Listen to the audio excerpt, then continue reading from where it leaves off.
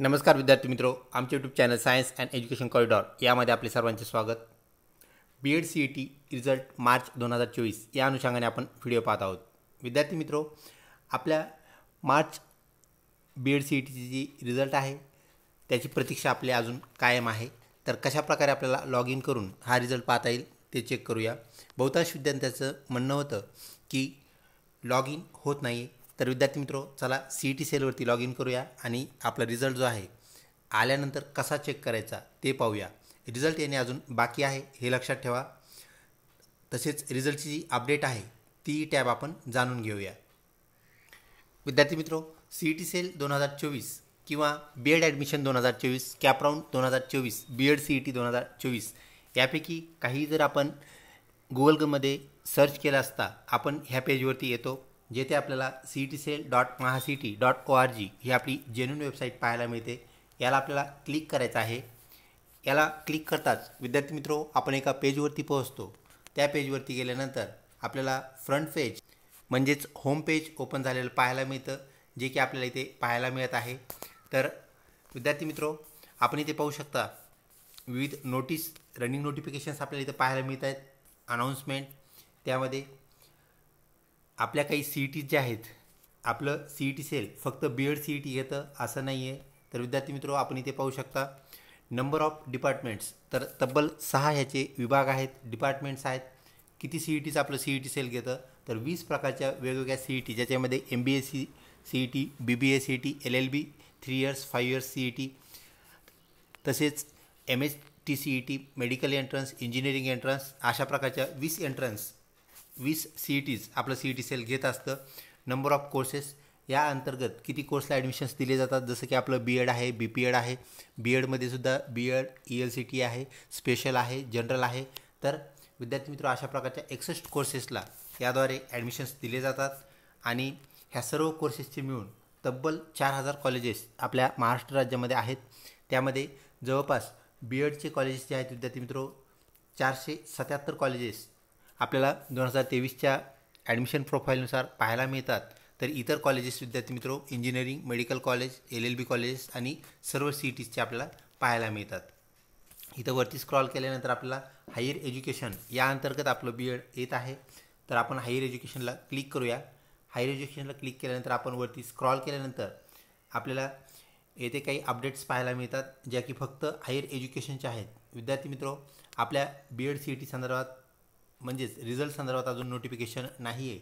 इथं आपण पाहू शकता की इथे जे नोटिफिकेशन आहे, जे की BEd MEd, BPEd and MPEd ह्या संदर्भातलं आपल्याला हे नोटिफिकेशन पाहायला मिळतं.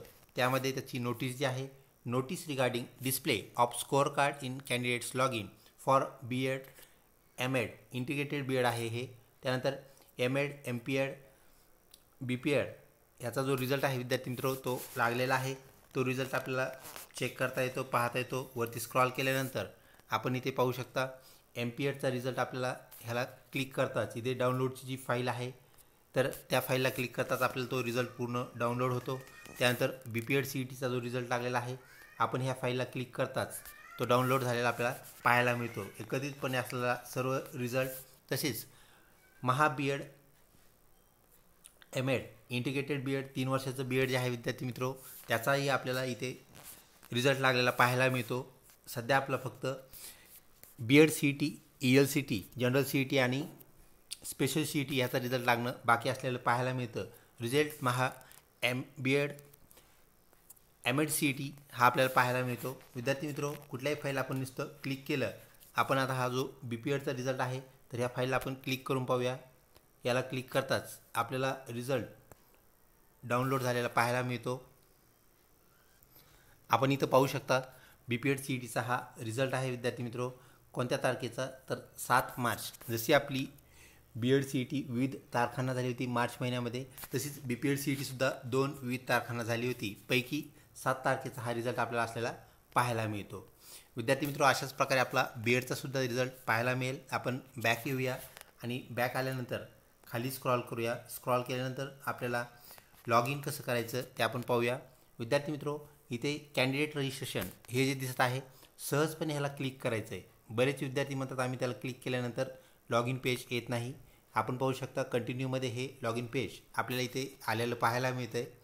त्यामध्ये विद्यार्थी मित्र आपल्याला साइन इन करायचं आहे. त्यासाठी आपला रजिस्टर्ड ईमेल आय डी आपल्याला इथे एंटर करायचा आहे.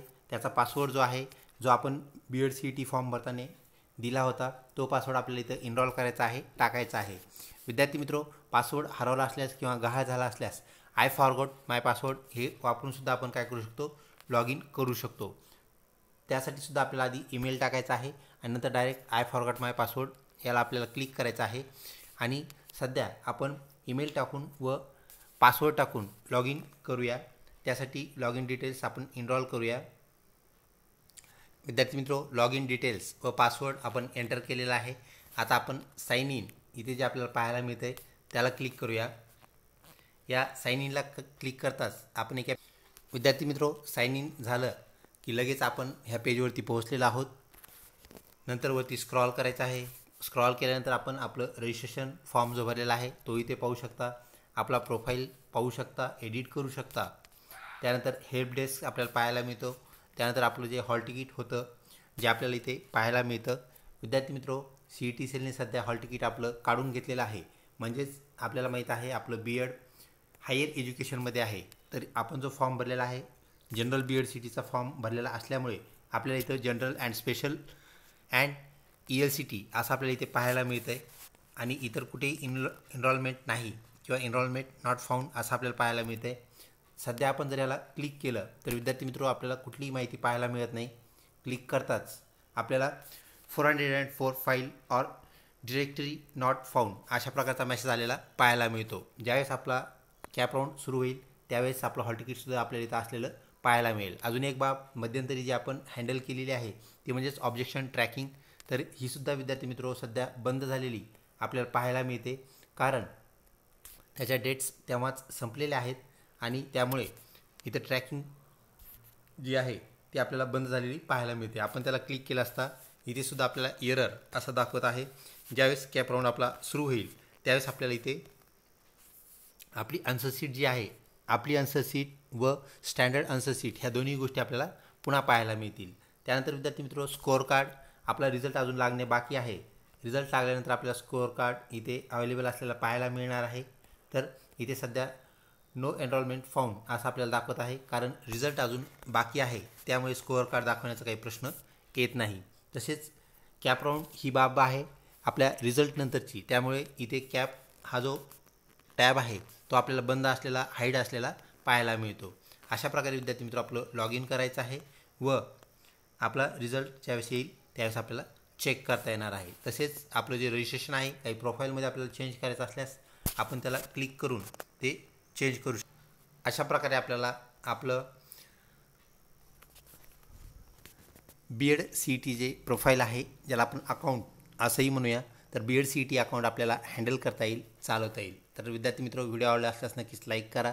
तसेच अशाच प्रकारच्या अपडेटसाठी चॅनलला लिंक राहा. आपल्या कुठल्याही प्रकारची आपली क्वेरी असेल सॉरी फॉर इनकन्व्हिनियन्स तर अशा प्रकारे आपल्याला चॅनलला लिंक राहायचं आहे व सगळं अपडेट्स मिळवत राहायचं आहे. विद्यार्थी मित्रो लवकरच आपला BEd CETचा रिझल्ट लागेल. आपणास माहीत आहे कुठल्याही CETचा जो रिझल्ट आहे म्हणजेच आपलं CET सेल घेत असलेल्या तो रिझल्ट 30 ते 45 दिवसात लागलेला आपल्याला पाहायला मिळतो.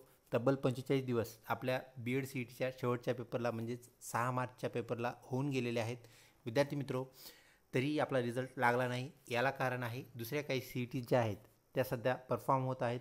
तसेच त्यांच्या डेट्स एक्सटेंड झालेल्या आपल्याला पाहायला मिळत आहेत.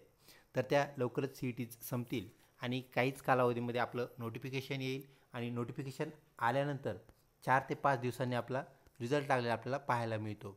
तर विद्यार्थी मित्र आपल्याला सध्या तरी आपल्या रिझल्टसाठी वेट करणं आहे. आपल्या रिझल्ट लागताच आपल्याला तो कळवण्यात येईल, पोहोचण्यात येईल. लवकरच भेटूया अशाच प्रकारच्या व्हिडिओमध्ये. तोपर्यंत धन्यवाद.